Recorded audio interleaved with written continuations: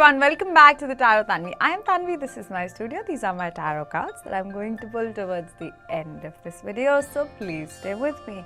So before I go on and talk about horror movies, negative news and everything else, I would just like to say that in case you would like to book a personal reading with me, all my links to my Instagram, my YouTube and my website are in the description of this episode, so please feel free to contact me.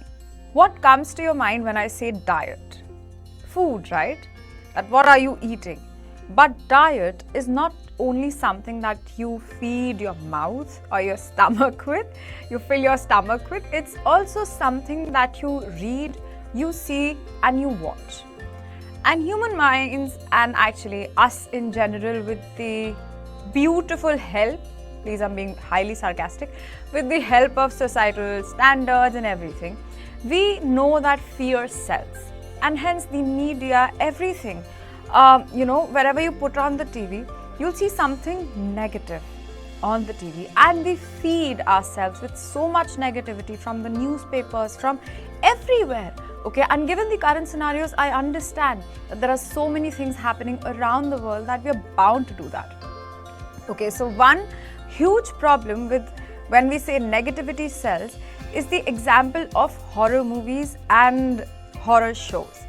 So when we only, wherever we talk about the spirit world, okay, or over the ages, whenever somebody has spoken about spirits, people only talk about negative spirits and negative entities and how they have impacted so many people and all these imaginary fictional ghost stories, right? But how many people do really talk about the positive spiritual experiences, the encounters with angels, ancestors, and how much we all are being supported every single day by the positive entities around us?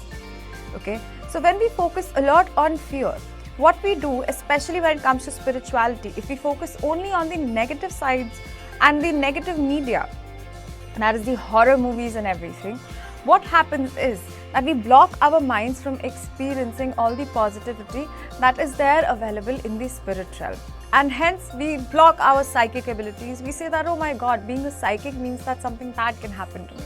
Okay, or doing this means something bad would happen to me, because that's how we are growing up, right? We're feeding on a lot of fear into our systems, and especially when it comes to the spiritual world, we only focus on sort of the imaginary fearful stories. All right, so I would really recommend that if you want to ascend spiritually, do not pay a lot of attention to the horror movies and horror shows. Most 99.9999% of them are just imaginary, right? And that rarely ever happens. Most of us are highly protected and always guided by our spirit guides, by angels, by ancestors, the universe, God, anyone and anything that you want to believe in. So believe in positivity, and positive experiences are going to happen to you. So let's pull cards. Let's see.